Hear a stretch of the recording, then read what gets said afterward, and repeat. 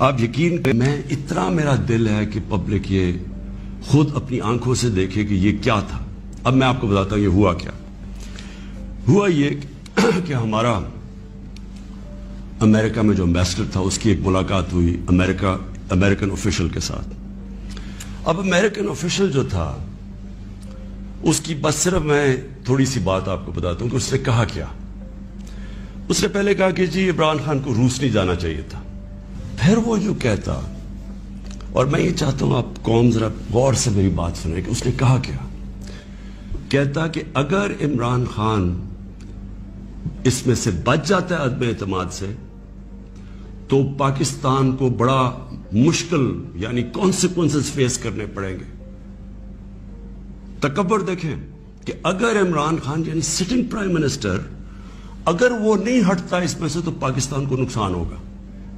اور پھر کہتا لیکن اگر وہ ہار جاتا ہے تو پاکستان کو معاف کر دیا جائے گا.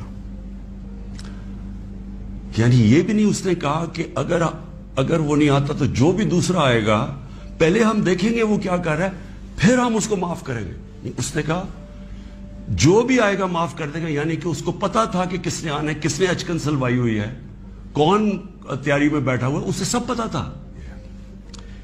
کہ دیکھیں ہم 22 کروڑ لوگ ہیں. 22 کروڑ لوگوں کے لیے کتنی توہین ہے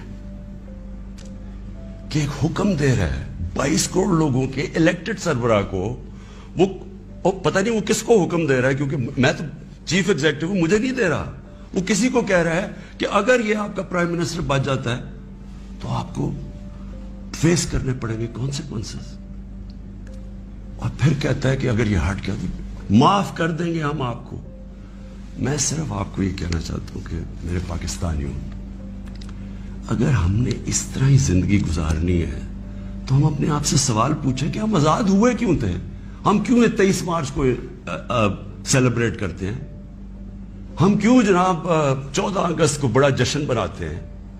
اگر ہم نے اسی طرح رہنا ہے کہ باہر سے حکم آ رہا ہے کہ جی آپ نے اگر اس کو نہ ہٹایا. اپنی قوم سے کہنا چاہتا ہوں کہ دیکھیں یہ ضروری ہے ہم سب کے لیے فیصلہ کرنا کہ ہم کیا چاہتے ہیں. ہم ایک آزاد قوم بننا چاہتے ہیں، خوددار قوم بن کے رہنا چاہتے ہیں، یا اس طرح کے غلام چاہتے ہیں؟ اور کس طرح کے غلام؟ کیوں ان کو پتا تھا کہ جناب شیروانی سلائی ہوئی ہے شہباز شریف نے؟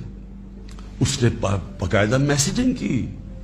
اس نے کہا جناب بیگرز آر ناٹ چوزرز. ان کو میسج کہ جی جو مقروض ملک ہوتا ہے اس کو غلامی کرنی پڑتی ہے. Beggars are not choosers. وہ دوسرا ان کا منسٹر بھیجتا ہے جی ہم تو لائف سپورٹ مشین پہ ہیں تو وہ تو جب امریکہ چاہے بند کرتے، یعنی ہم تو ہیں غلام. پہلے تو ان دونوں سے پوچھو کہ آپ 30 سال سے یہ ساری آپ کی پارٹیز حکومت میں تھی تو کس نے یہ لائف سپورٹ مشین اور یہ مقروض کیا ملک کو؟ یہ کیا 3.5 سال میں ہوا ہے؟ 30 سال سے تو آپ پاور میں بیٹھے ہوئے ہیں. اور آج آپ کہہ رہے ہیں کہ جی کیونکہ جی ہمیں پر قرضے چڑھے ہوئے ہیں تو ہمیں تو غلامی کرنی پڑے گی. تو وہ کیوں یہ کہہ رہے ہیں کہ جی اس کو نکالنا ہے؟ کیا میں نے ان کے غلطی کی ہے؟ کیا جرم کیا ہے؟ اور میں آپ کو بتاتا ہوں جرم کیا ہے. سب سے بڑا جرم یہ ہے کہ انہوں نے ساری پروفائل جب میری دیکھی اور ان کو پتا ہے پہلے سے کہ اس نے ڈرون اٹیکس کی مخالفت کی، اس نے عراق وار کی مخالفت کی، اس نے افغانستان مسلسل کہتا رہا کہ یہ ملٹری سلوشن نہیں ہے افغانستان میں، یہاں مذاکرات سے بات ختم ہوگی. اس نے ڈرون اٹیکس جب ہوئے یہاں، یہی جو بیگرز آر ناٹ چوزرز یہ اور اس کا بھائی جب پاور میں تھے اور آصف زرداری، تو 400 ڈرون اٹیکس جب پاکستان میں ہوئے تو کس نے بولا؟ کس نے مظاہرے کیے؟ کس نے دھرنے دیے؟ عمران خان نے دیے. تو ان کو سب پتا تھا. ان کو یہ پتا ہے کہ عمران خان نہ اس کی کوئی چوری کے پیسے باہر پڑے ہیں، نہ اس کی کوئی جائیداد باہر پڑی ہے، نہ اس کے کوئی باہر بینک اکاؤنٹس ہیں، یعنی کہ وہ کنٹرول نہیں ہو سکتا. تو لہٰذا یہ اس کا قصور ہے کہ کیونکہ وہ ہمارا پتلا نہیں بن سکتا اس لیے اس کو ہٹانا بڑا ضروری ہے. اور یہ سارا کچھ جو ڈرامہ ہو رہا ہے یہ صرف ایک آدمی کو ہٹانے کے لیے ہو رہا ہے. تو 400 ڈرون اٹیکس میں نے بتایا، یہ کبھی ان کے منہ سے سنا تھا کہ یہ ہر ہیومینیٹیرین لاز، ہر ہیومن رائٹس کی وائلیشن ہے؟ کہ آپ آپ ان کی مدد کر رہے ہیں, آپ قربانیاں دے رہے ہیں, اور وہ آپ میں بمباری کر رہے ہیں. اور بمباری کس طرح لوگوں کو مار رہے ہیں؟ ایک آدمی 4000 میل سے فیصلہ کرتا ہے کہ جناب یہ دہشت گرد, اور اوپر سے بٹن دباتا ہے اور وہ نیچے مر جاتے ہیں. تو عمران خان کا بھی یہی پرابلم ہے.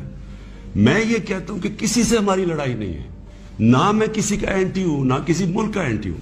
میں صرف یہ کہتا ہوں کہ جو میرے لوگوں کے فائدے کے لیے پہلی چیز وہ ہے, میرے 22 کروڑ لوگوں کے لیے, اس کے بعد میں دنیا کی باقی چیزیں ماننے کے لیے تیار ہوں. لیکن میں اپنے لوگوں کو قربان نہیں کر سکتا کسی اور قوم کے خاطر جو ہم نے وار آن ٹیرر میں کیا ہے. میں آپ کو بتاتا ہوں, ہمارے یہاں جو صاحب اقتدار ہیں وہ ڈالرز کے لیے میں آپ کو کہہ رہا ہوں, ہمیں جنگوں کے اندر پھنسا دیتے ہیں. ہم جب سوویت یونین کے خلاف جو ہم فرنٹ لائن سٹیٹ بن گئے تھے, اگر ہم ڈالر امریکہ سے ایڈ لیے بغیر کرتے تو وہ بہت اچھی چیز تھی. ہم پھر اپنے بھائیوں کے لیے, افغانستانوں کی آزادی کے لیے مدد کر رہے تھے. لیکن جب ہم کہہ رہے ہیں کہ جی یہ پینٹس ہے, ہمیں اتنے پیسے چاہیے, پیسے لے کے جب آپ کسی کے ساتھ شرکت کرتے ہیں وہ آپ کی عزت نہیں کرتے. جیسی وہ ہم افغانستان کا, وہ روسی جب وہاں سے گئے 2 سال کے بعد پاکستان کے اوپر سینکشنز لگ گئی. کسی نے نہیں پرواہ کی کہ ہم نے کتنی قربانی دی. 50 لاکھ پاکستان میں ریفیوجیز تھے. کلیشنکوف, سیکٹیرین ٹیررزم, وہ سارا اس کے کسی نے نہیں اپریشیٹ کیا کہ جی پاکستان, بلکہ انہوں نے سینکشن لگا دی کیونکہ وہ ہم تو پیسے دے رہے ہیں, اس لیے کوئی پرواہ نہیں. وہ پھر 9/11 آیا, پھر ہم ان کے ساتھ چلے گئے, اور پھر ہم نے کہا جی ہاں ہم بڑی کوئی جنگ لڑ رہے ہیں. پہلے ہم فورن آکوپیشن کے خلاف جنگ لڑ رہے تھے, اب ہم کہہ رہے ہیں کہ جو فورن آکوپیشن ہے اس کے خلاف جو لڑتا ہے وہ دہشت گرد ہے. اب ہماری 22 کروڑ لوگ ہیں, ہمیں سب سے زیادہ کوشش کرنی ہے کہ کیسے ہم نے اپنے لوگوں کو غربت سے نکالنا ہے. وہ غربت سے ہم تب نکالیں گے جب ہم کسی کانفلکٹ کا حصہ نہ بنیں, جب ہم امن میں شرکت کریں, لیکن جنگ میں کسی کے ساتھ شرکت نہ کریں. اگر کوئی کہ بیسس چاہیے تو نہیں ہم بیسس دے سکتے, کیونکہ ہم پہلی مار کھا چکے ہیں اس پہ. اس لیے وہ مجھے افسوس سے کہنا پڑتا ہے کہ ان کو وہ لوگ پسند ہیں جو کہ ان کی ہر بات مانیں گے, جو کہیں گے کہ بیگرز آر ناٹ چوزرز, جو کہیں گے کہ جی پاکستان لائف سپورٹ مشین پہ تو مدد کرو. ان کو اس طرح کے لوگ چاہیے, یعنی جو پہلے سے ہی گرے ہوئے ہوں گے. وہ کہتے ہیں نا وہ طفل کیا گرے جو گھٹوں کے بل چلے, جو گھٹوں کے اوپر بیٹھے وہ ان کو پسند ہے.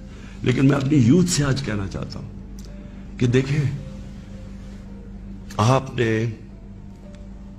کا مستقبل آپ کے ہاتھ میں ہے, ملک کی ساورنٹی آپ کے ہاتھ میں ہے. اپنی جمہوریت کو, اس کی حفاظت کون کرتا ہے؟ کوئی فوج نہیں کر سکتی جمہوریت کی حفاظت, کوئی باہر سے فورن پاور نہیں کر سکتی. قوم اپنی جمہوریت کی حفاظت کرتی ہے, قوم اپنی ساورنٹی کی حفاظت کرتی ہے.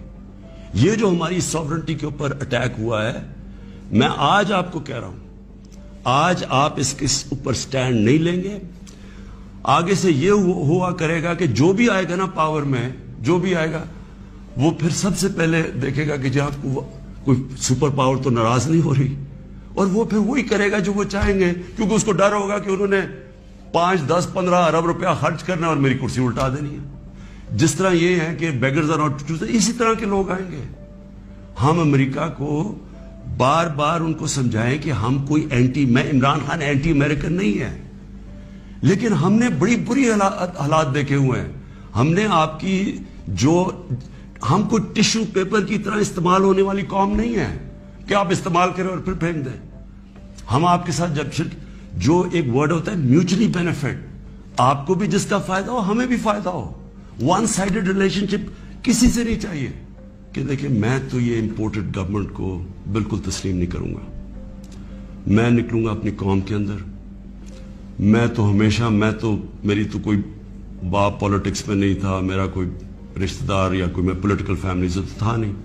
میں نے تو شروع کی عوام کے اندر نکل کے, 14 سال مذاق اڑتا رہا, تھوڑے سے لوگ تھے میرے ساتھ, اور کرتے کرتے اللہ کا کرم ہے کہ ایک دن اللہ نے عوام کے دل میری طرف موڑ دیے. اس لیے وہ ہندوستان میں جو بیچارے مسلمانوں کے اوپر آج کل اتنے برے حالات ہیں, انہوں نے بھی ووٹ دی تھی پاکستان کے لیے.